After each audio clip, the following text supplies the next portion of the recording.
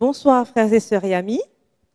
J'espère que vous avez passé une belle journée sous le regard de Dieu et nous remercions Dieu de nous permettre d'être là puisque nous savons que certains, malheureusement, n'ont pas cette chance, n'est-ce pas?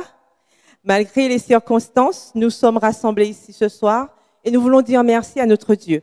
Avant toute chose, j'aimerais que nous passions un petit moment en prière et nous allons former des binômes, donc par deux. Chaque personne priera pour deux sujets. Les sujets que je vous propose ce soir sont les malades, les prisonniers. Le titre de la méditation que j'ai pour vous ce soir est « Accorder à Dieu le respect qu'il mérite ». Accorder à Dieu le respect qu'il mérite. Je vous invite à lire avec moi Malachie 1, le verset 6. Est-ce que quelqu'un pourrait lire Malachie 1, le verset 6? Merci. Malachie 1, le verset 6.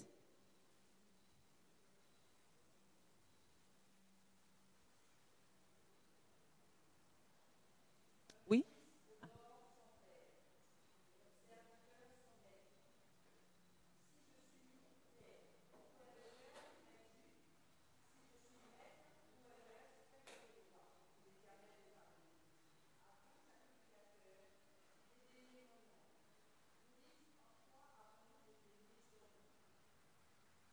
Merci. Pour prendre le contre-pied d'une Église qui, durant de multiples décennies, a présenté Dieu de manière froide, austère et impassible, certains se sont jetés dans l'autre extrémité et ont montré le Seigneur comme étant leur pote.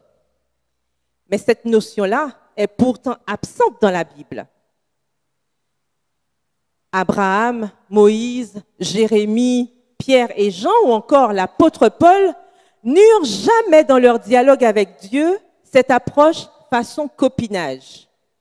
Dieu est Dieu. Il mérite notre crainte et notre respect. Une vision de légèreté s'avère très néfaste, voire dangereuse à mesure que le temps passe, car elle ôte toute révérence, due à notre Seigneur. La Bible souligne que la crainte de Dieu est le commencement de la sagesse. Dans Proverbe 1, le verset 7. Certains chrétiens semblent oublier une chose. Jésus n'est pas notre ami au sens humain du terme. Un ami est une personne avec laquelle on partage les bons et les mauvais moments de la vie. Une personne qui nous aime. C'est aussi une personne avec laquelle on s'amuse, on rigole et on se fâche. Une personne qui supporte même les caprices, les nôtres. C'est quelqu'un avec qui on fait les 400 coups.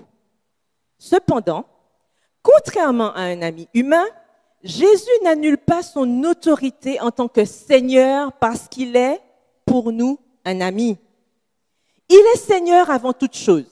Jésus est celui qui va aimer comme un ami aime. Mais il est aussi celui qui va reprendre et donner des ordres comme un maître.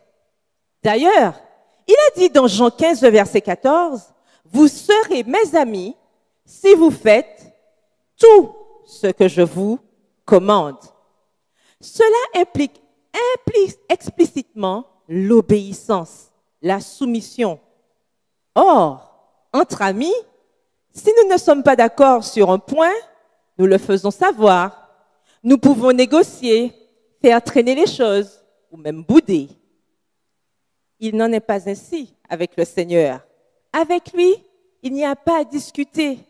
De plus, nous gagnons à lui obéir. Et ce n'est que lorsque nous obéissons que nous sommes ses amis, car nous lui sommes soumis. Pensons à l'apôtre Jean, celui que Jésus aimait, celui qui pouvait se coucher sur la poitrine de Jésus. Jean a côtoyé le Seigneur Jésus pendant des années. Il a passé du temps avec lui. Il faisait partie de ses amis intimes. Mais lorsque Jean a vu le Seigneur dans le livre de l'Apocalypse, il n'a pas dit qu'il a vu son ami Jésus. En fait, celui qu'il a vu a énormément secoué son être. Est-ce que lorsque nous imaginons Jésus, notre être est tout aussi secoué? Craignons-nous Dieu suffisamment pour que ce soit le cas? Lorsque nous cautionnons le mal, faisons-nous preuve de respect envers le maître de l'univers? Certainement pas. Lorsque Dieu dit dans sa parole, supportez-vous les uns les autres, dans Colossiens 3, le verset 13, ayez en vous les sentiments qui étaient en Jésus-Christ, dans Philippiens 2, le verset 5. Est-ce qu'il veut dire de laisser les choses mauvaises dont nous sommes conscients se faire sans réagir? Nous savons que non, puisque lorsque Jésus guérissait, il disait « va et ne pêche plus ». Le mal doit-il s'installer dans l'Église ou dans notre quotidien sous prétexte que c'est l'amour de Christ qui nous presse? Bien sûr que non. Vu les conséquences auxquelles ont dû faire face certains personnages de la Bible, nous savons que Dieu et le mal ne peuvent coexister. Nul ne peut servir deux maîtres, déclarait Jésus dans Matthieu 6, le verset 24. Nous nous leurrons si nous croyons que Dieu honore ceux qui avalisent le mal. Si on est authentique dans sa relation avec Dieu, on ne devrait pas avoir de difficulté à appeler le mal par son nom.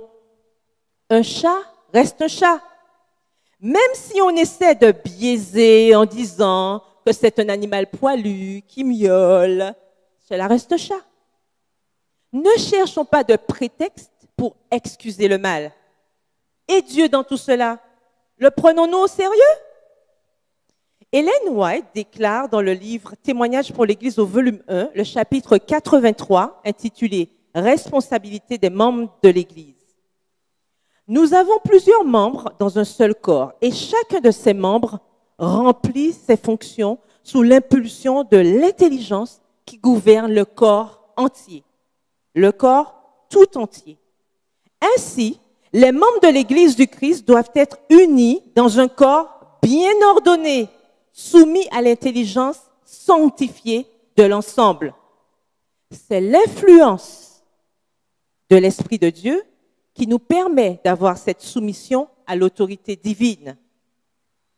Et la sœur White continue en disant « Les progrès de l'Église sont retardés par la mauvaise manière d'agir de membres.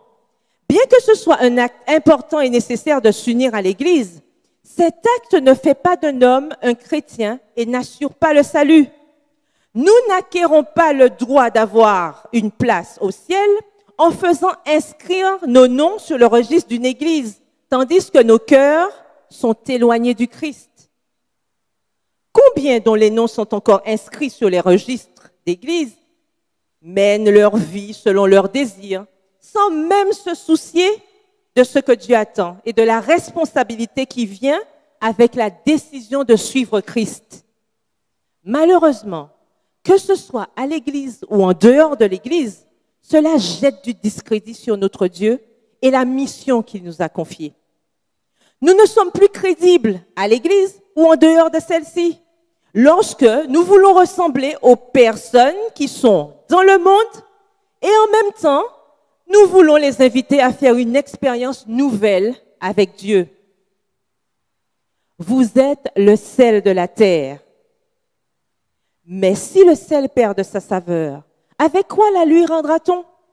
Elle ne sert plus qu'à être jetée dehors et foulée aux pieds par les hommes, nous dit Matthieu 5, le verset 13.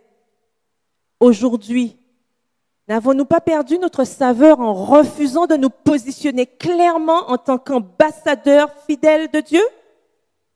Mais quel genre d'ambassadeurs de Christ sommes-nous lorsque nous hésitons à défendre les valeurs de Dieu? Lorsque nous sommes frileux à respecter Dieu, les regrets sont toujours au bout, hélas. Nous avons deux exemples bibliques que nous pouvons rapidement citer pour illustrer cela. Exemples parmi d'autres. Ceux de David et d'Élie, le souverain sacrificateur. Commençons par David. Vous rappelez-vous d'Amnon? C'était qui Amnon? Est-ce que quelqu'un sait dans la salle? Amnon, vous vous rappelez? Tout à fait. C'était le fils aîné du roi David. Il a commis un inceste, on se rappelle de l'histoire, en couchant avec sa demi-sœur Tamar. Et qu'a fait David? Rien. R-I-E-N. Rien. Il est aimait tellement son fils qu'il n'a pas eu le courage d'appliquer la loi envers lui. Dans le livre Patriarches et Prophètes, le chapitre 72, intitulé La révolte d'Absalom, on peut lire ceci. Son fils Amnon, qui veut dire pourtant fidèle en hébreu, coupable d'un crime honteux et contre nature que la loi punissait de mort, crime doublement grave en raison des circonstances, n'avait été ni poursuivi ni châtié par David. Le roi, au souvenir de son propre péché, n'avait pas osé punir Amnon. Parce que les dispositions égoïstes d'Amnon et de plusieurs de ses frères ne furent jamais contrecarrées, celui-ci chercha toujours à satisfaire ses désirs sans se soucier de la volonté de Dieu. Devant l'inertie de David, qui négligeait son devoir strict de punir le crime d'Amnon et l'impénitence de celui-ci, Dieu avait permis aux événements de suivre leur cours et laisser agir Absalom. On se rappelle qu'Absalom, il s'est rebellé contre son père. Et ce dernier finit par perdre la vie à cause de son entêtement. Quand les parents, c'est toujours la sœur White qui dit, quand les parents et les gouvernements oublient de punir l'iniquité, Dieu prend les choses en main. Le frein qui l'oppose à la puissance du mal se relâche quelque peu et la suite amène la punition du péché par le péché même. Le laxisme de David a fini par provoquer le deuil dans sa famille, malheureusement. Maintenant, je vous propose encore une pause prière, mais de prière individuelle. Nous allons demander à Dieu de nous aider à éviter le laxisme face au mal afin de l'honorer. Donc, nous prions individuellement. Maintenant, voyons notre deuxième exemple.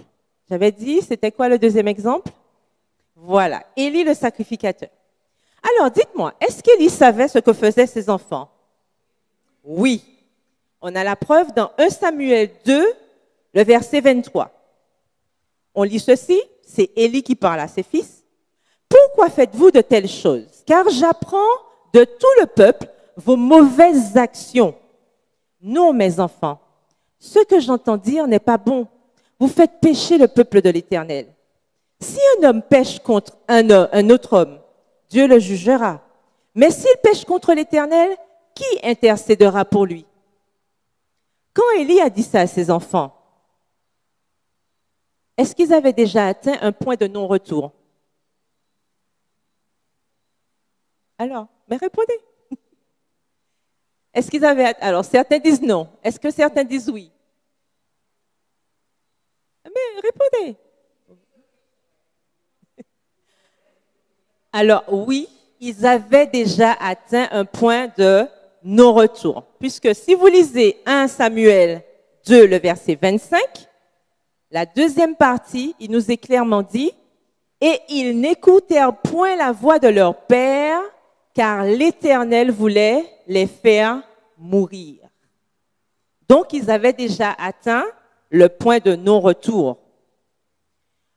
On pourrait croire qu'il avait été ferme avec eux, Élie.